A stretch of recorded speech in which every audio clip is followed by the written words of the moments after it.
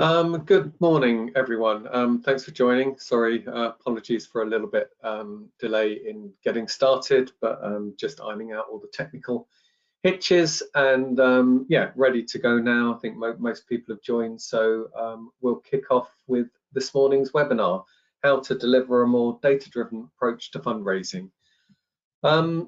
So I'm delighted to be welcoming Simon Russell from AAKSS onto the webinar. Simon's going to give us the benefit of his wisdom and how he has taken Kent Sussex Surrey Air Ambulance through a sort of data journey, becoming more data driven. And we're going to show you how InsightHub has been part of that journey. Simon's quite unique, I think, in the sector, in that he comes from a data background. Used to head up data teams across a number of charities, but has now moved across into fundraising as fundraising director of Air Ambulance. So really pleased to have his thoughts and perspectives on this. So welcome, Simon. Thanks again for joining. Glad to be here. So we're going to take her through a couple of case studies. Simon's going to talk about it from the Air Ambulance perspective, and then I'll show you how InsightHub has helped them with that understanding. Before we do so, just a little recap on what InsightHub is for those of you that haven't joined our webinars before. InsightHub is our web-based reporting portal, which enables you to see, share and view insights and reports from across your fundraising data. Currently, we've got 15 reports covering 44 different pages of reporting and approximately 16 million supporters and 200 million transactions on the platform. The reports are all sort of bundled up into areas, and we have a wealth of information covering all the kinds of things that you might want to know about your fundraising program. So starting with income trends, supporter trends at that very overview level, through into lifetime value, regular giving, attrition, which we'll be talking a lot about today. We've got value reports, campaign reports, and also a legacy bundle. We've also recently introduced the management dashboard, which I'm going to touch on towards the end of this. And of course, hopefully, as you've seen before, our benchmarking ability with, so you can see your data against other charities on the platform. And I'll show you a little bit about how the Air Ambulance have been able to use those. And how easy is it to get on the platform? Well, 1, 2, 3. Quite straightforward. There's work that goes on in the background, but essentially upload your CRM data. We take that in, we categorize that, we feed that through our core charity data model, and then we're able to deliver the insights reports direct to your desktop through InsightHub. So that's the intro. That's what InsightHub is. But let's show you how we've put that to use. So I'm going to hand over now to Simon, who's going to give you a bit of an introduction to himself and the charity. Great, thanks, John. I think it's worth saying as well, before we get too much further into it, I believe everybody should have the opportunity to put questions in within the webinar. So if you do have any questions as we're going through, feel free to pop them in. I think we've got a little bit of time at the end where we can go through some of those as well. But as doing my job for me in terms of the housekeeping. Yes, I should have mentioned that earlier. No worries. But as John says, I work for Air Ambulance charity Kent Surrey Sussex. He's given me a little bit of promotion. I'm actually the director of individual giving as opposed to the overarching fundraising director. For those of you who don't know, if you could move us on one, John, as well, that'd be good. For those of you who don't know, Air Ambulance Kent Surrey Sussex is a helicopter emergency medical service. So essentially what we do is we have helicopters, highly trained medical crews, specialist equipment that you wouldn't normally find in a land ambulance, and that we can take that to the scene of an incident quickly. John, could you just go back one slide for us? Sorry. No worries. So we've been around for over 30 years, and we've attended over 35,000 incidents at that time. And we have an ambitious vision, which is what you are seeing on the screen now. So we have a vision to end preventable loss of life through medical emergency. But we are a charity, as the title suggests. We need to raise just over 15 million a year to sustain our service, and 88% of that currently comes from donations and funds raised by members of the public. So to support our ambitious plans and protect the future of our service, if you move on one, John, we needed to have a look at how we could grow and diversify our income generating streams. So we have a very successful lottery. That lottery generates about £8.5 million worth of income each year, but we had felt that we had become a little bit over reliant on it. It was over 50% of our income, as you can see, and we needed to diversify away from that to really help protect the service into the future.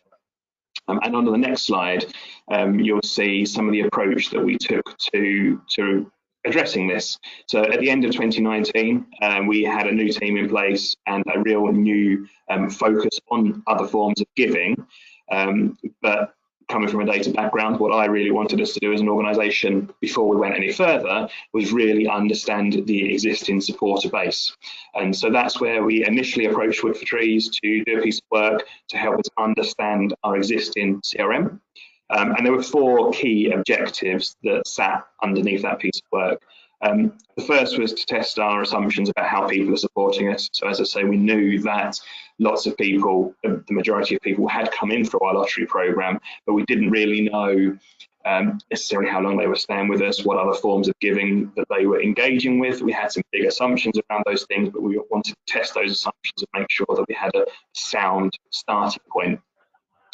The next 2 objectives are really fairly interlinked, to be fair. We wanted to get a big picture view of our supporter base.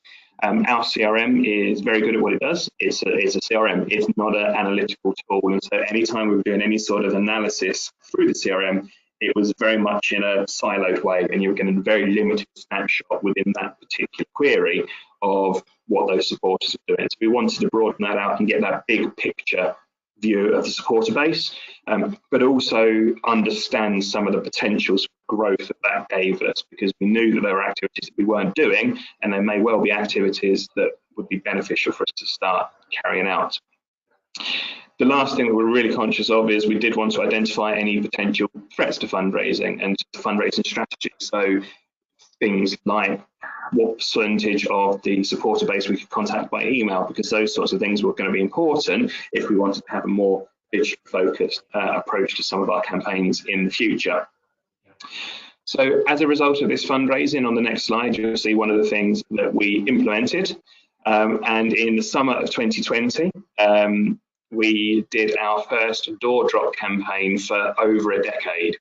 So there are a couple of big drivers for this, one of which was the analysis that we found through that initial audit, essentially, of the database. But obviously, as all fundraising teams were over that period, we were being pushed to try new and different things as our traditional forms of fundraising were not accessible to us. As I said, we have a large lottery program, and the majority of those new lottery supporters come in through face-to-face acquisition. So obviously there's no face-to-face acquisition. We needed to make sure that we're doing other activities that were bringing new supporters onto the database. And as I say, that's why we delivered our first door drop in over a decade. We have those dual drivers. But what we also wanted to do was take that opportunity to learn as much as we could about what the best forms of acquisition for us as a charity were going to be going forwards.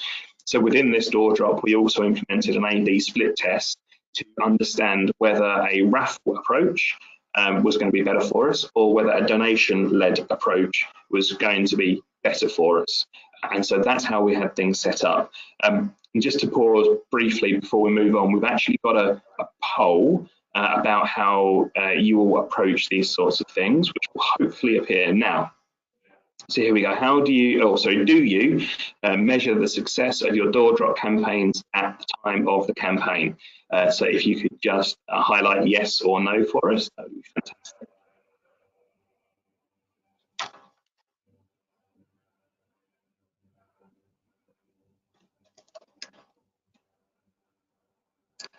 any last votes going in?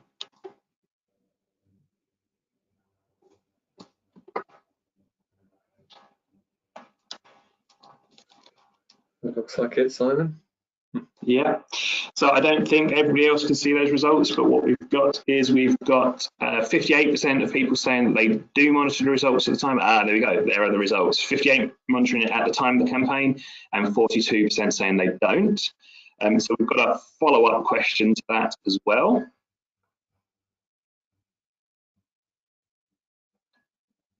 So this is thinking a bit more long-term.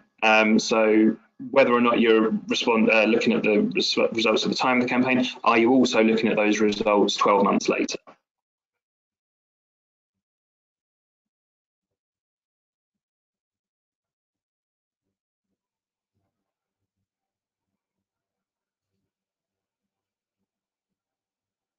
Just last couple of seconds to get your votes in.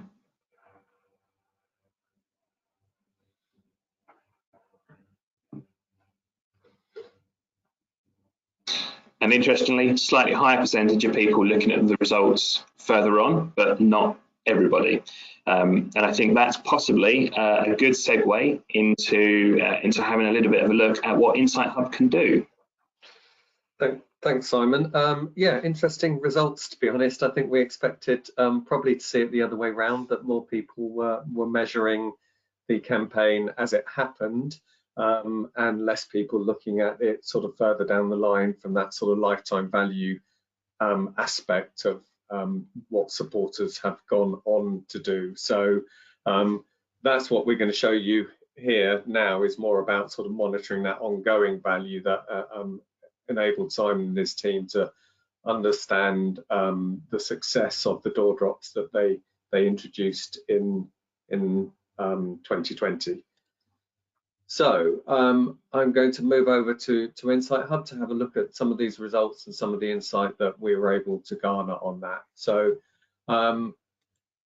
this is InsightHub, just a quick tour overview. You've got all the different reports down here and the ones that you have access to. I'm actually going to start with the benchmarking and having a look at the lifetime value from the supporters of the air ambulance compared to the sector or the benchmark cohort as a whole. And as you can see here, what's nice for Simon and his team is they clearly perform pretty well against other charities. That's across their whole program.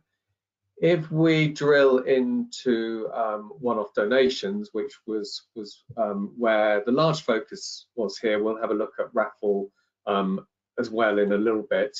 You can see that although lifetime value is lower than across the board, it still benchmarks very well, and it's actually quite healthy, up towards almost £150 after 5 years. Now, really, what we'd want to look at is door drops, but unfortunately, the air ambulance at the moment have been unable to really properly categorize their channels. So if I look at door drop would actually sort of come under a form of direct mail. If we can look at that, what you can see is that we don't have that information to be able to benchmark and look at exactly how door drops are performing. But looking into the detailed lifetime value report for the air ambulance itself, there are some things that we can do to start to understand that performance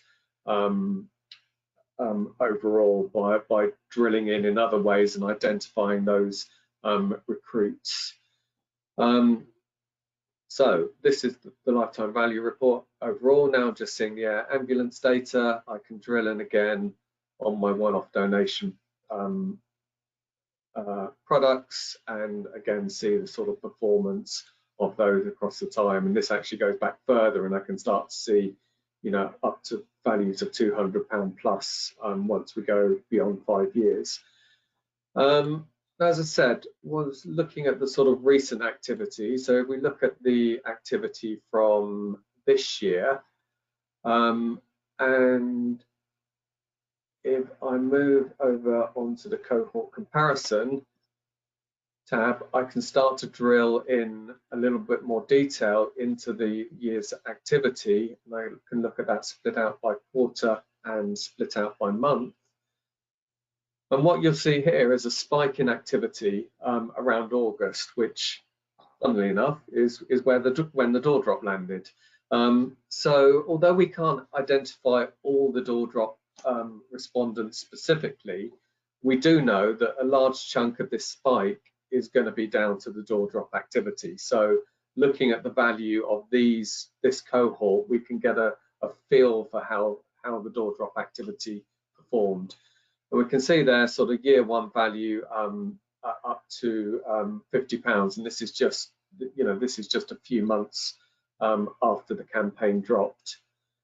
Now, if I look back to the previous year, so rather than 21, 22, I draw back into 2021. I can see again a spike around August time, and so this was the activity from the previous year. And what we're able to see there then is actually by the end of the year, the lifetime value was a bit higher, £60, and was already starting to climb up to £70, even though we're only a little bit into year two.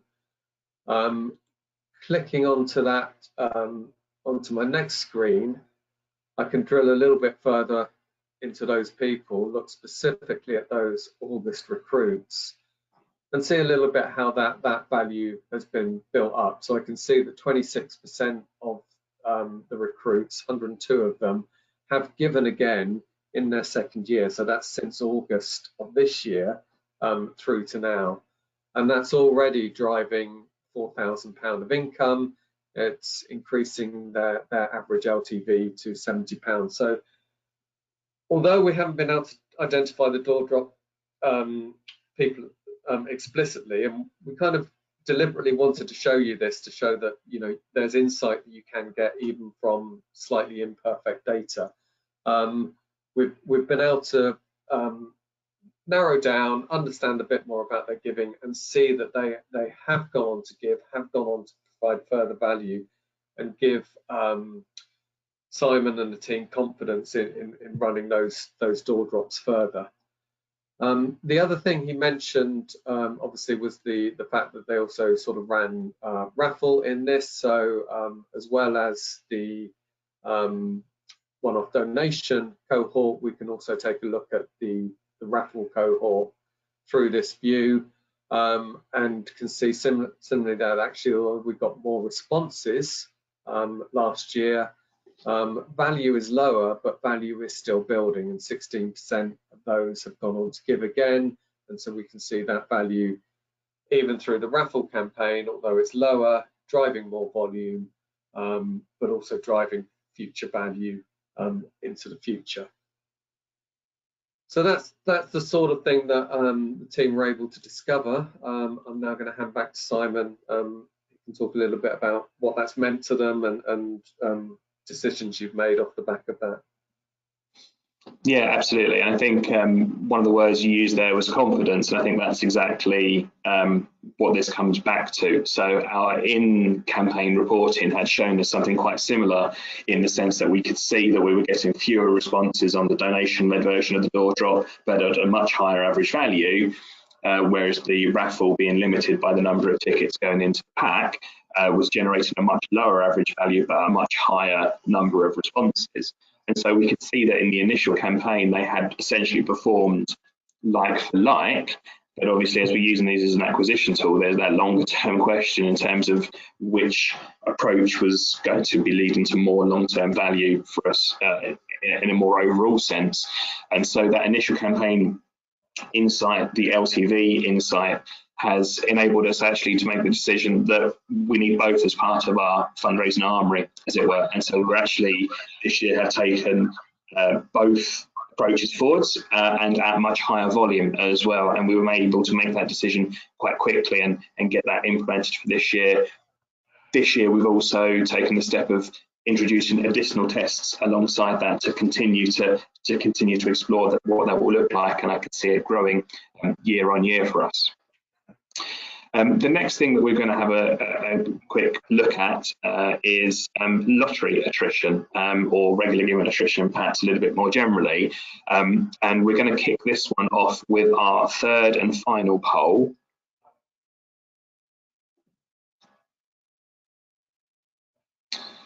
So this poll is slightly different, and it asks, rated from 1 being not confident to 5 being very confident, how confident are you in the reporting of your attrition rates for your regular giving program?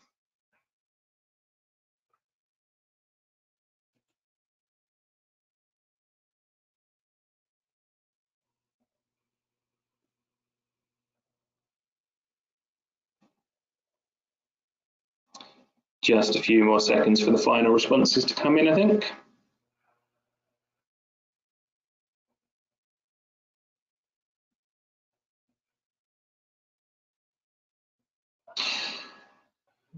And there are the results. So very good news. We don't have anybody that's not confident at all. But I think we probably would all agree that we'd like to be slightly more confident about those attrition rates. I don't know, John, did you have any comments on these initial poll findings? No, I guess that's a little bit less surprising the other one, and probably where we'd expected to see, as you say, good to see that nobody's not confident at all. But we do find, talking to our clients, that attrition rates are, can be tricky to compile and get a sort of single robust view on what those are. But good to see some people are managing that. Yeah, absolutely. And I have to say, this absolutely echoes the position that we were in a couple of years ago.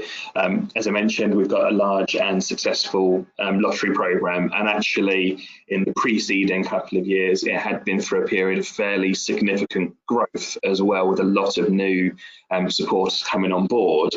But when it came to attrition reporting, it was always very, very difficult. It was a long process. It was a very complex process, running a series of different queries through the database, no additional analytical support within the organisation or anything like that. So it's essentially stitching data files together in Excel and trying to get the best result. We did have attrition reporting and non-starter reporting, but it was very, very resource intensive, and so it wasn't practical to monitor that consistently, and to be able to have that kind of at a glance sort of information that you quite like to have on such a key line. But again, that's an area where we found that InsightHub has really been helpful for us, and I think John's going to take us through that now. Thanks, Simon. So if we switch back to InsightHub, and this time I'm going to focus on regular giving, and specifically on lottery. So if I switch to our regular giving attrition report, that's just going to load the data up now, and can start to see information about retention and to some extent value of our regular donors. Now, what you can see up here is 370,000 regular donors altogether over the last 10 years.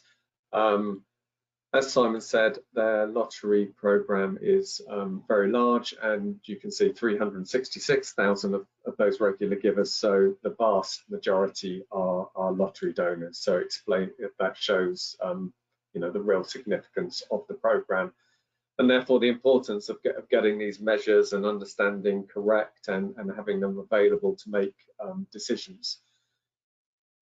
So what I'm saying here is then all the lottery recruits, and whether they've gone on to remain active or so on. What I can see down here is the spike, the sort of increase in recruitment in sort of 17, 18, 18, 19, and to some extent into the year beyond, which obviously made this even more important as numbers are increasing.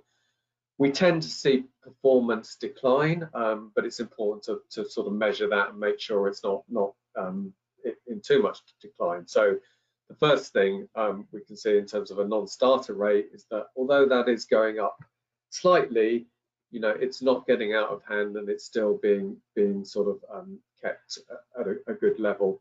2021 had a big dip, largely because there was less recruitment. Obviously, the channels available were narrowed down, and so it would have been a very different dynamic as what went on there. So it's really about looking at these past years, monitoring the current year, and seeing how things are tracking against that. If I look onto my next tab, I can drill a little bit more into detail on that, and I can see the sort of year-on-year retention rates, and I can split those by my different years, so I can see the year 1, year 2, year 3 retention rates of each of the different recruitment years. Interestingly, what I can also see here is the active annual value of these cohorts, and this is quite an interesting aside, that if we look at the current supporters who are active from each of these years, the value that they're currently giving to the program, and you can see that's predominantly around about 5 million of the 8 million in total is coming from the last few years. So it shows the importance of that growth to the program and building value in your regular giving program. Now, this is a little bit noisy at the moment, so what I want to do is just drill down and look at the more recent years, as I was saying. So I can use my selector here to catch it up with me, to just drill into those last 5 years, and I can see there that, you know, really they're very much tracking on a par, and that's great to see. I can also go into my monthly stats to understand that a little bit more, and ignoring the sort of anomalies of the recent year and the 2021 last year, which in fact I could probably sort of take off here to make it even cleaner.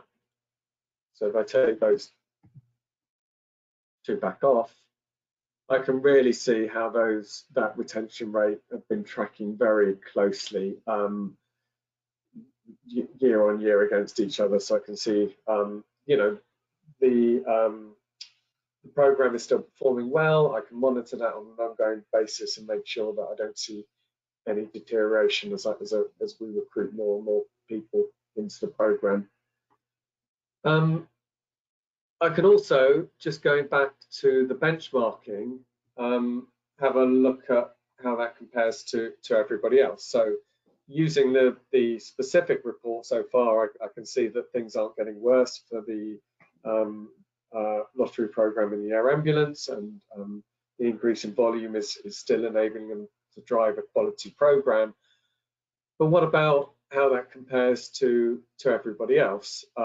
So if I click in here on the regular giving, if I click gaming, which is the lottery product, I can then get that view which shows that very much I'm on a par with the rest of the sector, and my performance is as would be expected.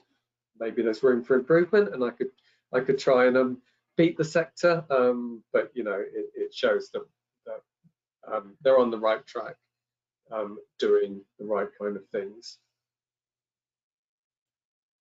Back to you, Simon. Thank you again. I think one of the words that comes through to me again is confidence. That's one of the things that InsightHub has given us. You know, we now have those attrition insights at our fingertips, basically. And so there's been a number of occasions where I've been speaking with one of my team members about the lottery, and we've had a question about attrition, and even just within that call there and then we've delved into what the non-starter rate at that particular time is looking like in response to a question from a supplier or a board member, because it's one of those consistent questions. It's also worth saying that we only returned to canvassing quite late in comparison to some of the other organisations that are doing face-to-face activities. It was only at the start of this summer that we were confident that we could go back to face-to-face fundraising. And so the return to generating that income has been a bit slower than we might have expected. There's been some challenges actually getting getting the fundraisers out there through our third party that we do the canvassing with, sort of face-to-face fundraising with. And so there have naturally been some questions about, how is these things in terms of the pandemic and the break from face-to-face fundraising, how has that affected attrition? And actually, very quickly, very easily, we can see that the rates in terms of non-starter rates, attrition rates that we're seeing now are very much on a par with what we were seeing previously. And the dip that we've seen in the last few months is down to that long break that we had where we weren't able to do any of that face-to-face fundraising. Over to you, John. Cool. Thanks, Simon. So one final thing I'm going to touch on before we sort of open up the floor to any questions. So please do, if you've got anything you want to ask, fill it into the Q&A bit on the platform, and we'll do our best to answer those. But Simon's just touched on there, I guess, being able to monitor, manage, and manage these going forward. So I think it's the one final thing I wanted to share in terms of InsightHub. If I can get that back onto the screen, and to look at the management dashboard feature, which, as I said earlier, has been recently introduced. And this enables the organisation to take some of those key KPIs and really see them at a very top level immediately, how that performance is going, how the program is growing or shrinking, how value is increasing or not, and then enable them to sort of drill down further into areas of the program. So the management dashboard just gives a number of KPI cards, which, as you can see here, are showing some of the things that we've just talked about. So the individual giving program as a whole, but also the lottery, the raffle, and the one-off donation elements that we've talked about. So by clicking on lottery, what we can see here that in terms of new supporters, we are down on previous year, but that's due to sort of lack of activity at certain times, and obviously there is an increase now currently happening as the program ramps up. From an income perspective, we can see here that actually it's tracking along sort of on par. I'm just waiting for that card to update, and it should in here give me the figures on where I am with income overall. Sorry, as in all up. There we go. So I'm just below sort of where we were previously. So despite that lack of activity in recent years, I can see the program is still holding up and doing well. The overall file size is smaller than it was previously, but is again closing. So all the activity, all the signs are that we're moving in the right direction. And I can use the management dashboard in this way to monitor those, check on those every month, see where I'm going, and if there are signs of decline or areas of concern, go back into those other reports that we've just been looking at, and trying to find out a bit more detail about why that is. Where's that happening? Is it higher attrition? Is it lower values? What is it that's driving that? So I think that brings us to the end. We've got a bit of time now for any questions. If anyone wants to fire them off, we've got a few coming through, but feel free to sort of add more as we go. So Simon, I'm going to kick off. Got a couple of questions coming here, which sort of largely directed at you. So I'm going to throw them at you first, and we'll come back to it. You mentioned earlier about one of the drivers behind the initial audit and then having insight was seeing that bigger picture information that you don't necessarily get from CRM. Can you expand on that a bit, perhaps, and tell us what that has really helped you do, and what that maybe has shown you that you weren't necessarily aware of? Yeah, absolutely. There's a good example that kind of jumps straight to mind, and that sits within our community team actually. So a team outside of mine, but obviously we're using InsightHub across all of the fundraisers.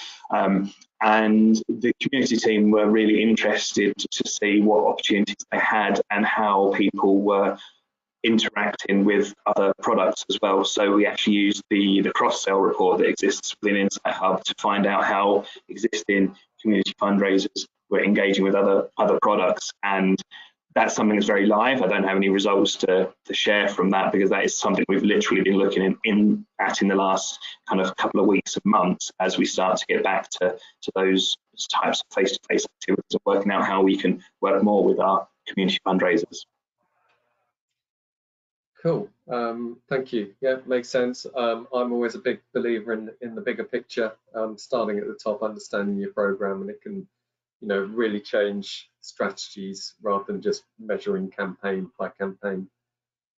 Another question just come in about refreshing data. So do you refresh the data in InsightHub for the charity, or does the charity do it in-house? Perhaps that's something we can both bring an answer to.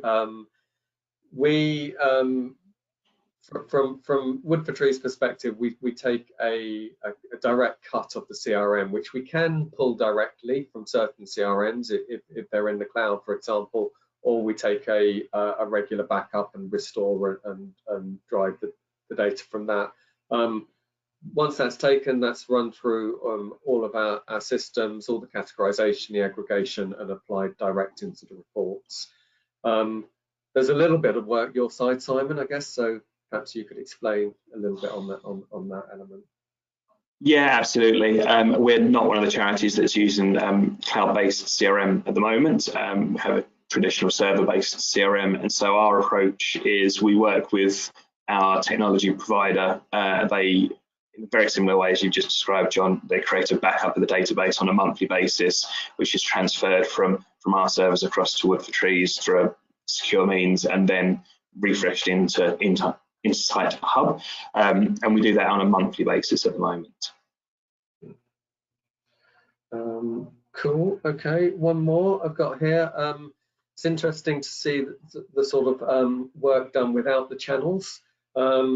Is that something you intend to categorize, and how are you going about that at the moment?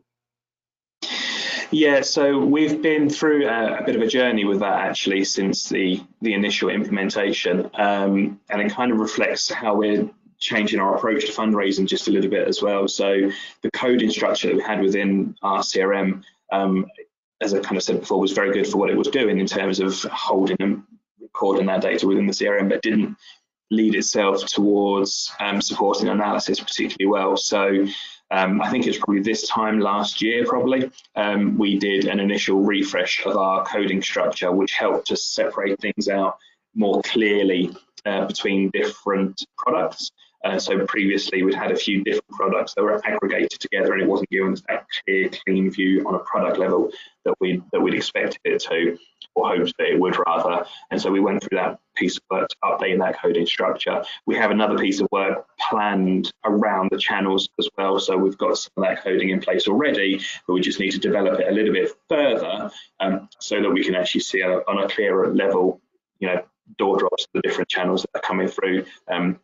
You touched on it with the attrition as well. Yeah, we had a non-starter rate for attrition for last year of 2%, but that's because they were almost all online supporters, and so it's really important for us to do that piece of work, and it's something that we're kind of gradually doing over time. And I think one of the benefits that we're seeing from InsightHub is the data doesn't have to be perfect at the outset, and we're spotting opportunities to clean it up and make it a bit better on our end as well, so that we can get better insights through at the end of the day as well. Yeah, great, thanks, Simon. Yeah, I think that's an important point to reiterate, that even if your data isn't 100% perfect, you can get a lot of insight from these reports or similar reports, and actually they can be the catalyst to start improving your data as people use the report, see what information they can get from them. It then loops back into sort of getting better data, better categorized data into them. And because the reports are set up and the placeholders are there for these categorizations, it's not a case of doing it and then having to redo a whole load of analysis. That data will automatically flow through into the reports, and then the air ambulance will be able to see that data, break it down by channel and so on, and get things, get that deeper insight into some of the activities. Okay, one more question just come in. So are the costs for the system fixed monthly costs, or do they scale based on volume of records? I guess that's one for me. The costing is an annual fee based on the number of reports that you want to take. As I showed you earlier, they're broken down into sort of bundles and different reports. It is a fixed fee, but we do have tiers for different levels of records. So we differentiate between smaller charities and larger charities, essentially, and can give anyone appropriate pricing if they're interested after the webinar. Cool. I think that's it on the question front. So I'm just gonna do a quick recap on InsightHub, and then we'll bring it to an end. So just to sort of reiterate on so I think Simon's taken us through a great story there, how they've used InsightHub to drive that sort of data-driven fundraising, getting better sight, better visibility of their results and insights that can make decisions. So immediate, instant access to an online suite of reports, and as we've just shown, I think really helps you to understand your supporters, make you give you information to make those decisions and to maximise your program and your fundraising activity. Being a web portal, based portal, you can share those across your organizations. We're continuing update and deploying those. You saw the management dashboard piece earlier, and we offer that benchmarking ability. So a number of reasons, hopefully showing you what InsightHub can bring to you and your organization, and more to the point, Simon's taking you through how to sort of put that into action. So that just leaves me to thank you. Thank you all for attending. Thanks for your time. Hope you found it interesting. And of course, thank you to Simon for joining us, sharing his knowledge, sharing some of the insight from the Air Ambulance charity, and enabling us to have a look through those. Thanks for having me. Thanks, Simon. Thanks all. Hope to see you soon. Bye, everyone.